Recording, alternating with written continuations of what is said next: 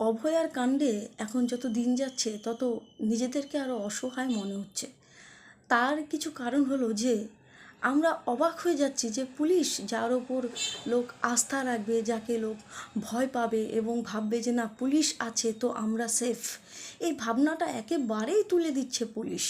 একের পর এক মানে ক্রিমিনাল টাইপ মনস্ক নিয়ে এরা আসছে ক্যামেরার সামনে, জানি না কেন। আজকে বিনীত গোয়েলের মতো একজন, কি বলবো, অফিসার, সে ছেড়ে দিলাম তাকে আমি, তো তার জায়গাটা আজকে কোথায় গেছে, লোকজন তাকে কোন চোখে দেখছে, এটা জানার পরও একজন আইপিএস অফিসার হওয়ার পরেও একজন ডিসি সে কীভাবে প্রতিনিয়ত, একজন মহিলা, সবথেকে বড় কথা তিনিও একজন মহিলা পুলিশ, সে অন ক্যামেরায় এসে প্রতিনিয়ত মিথ্যা কথা বলে যাচ্ছে। যে নির্যাতিতার বাবা মা যে সমস্ত কথা এতদিন আগে বলে ফেলেছে, আজকে সেগুলোকে সাফাই দিচ্ছে, মানে উল্টোপাল্টা মিথ্যে বলছে।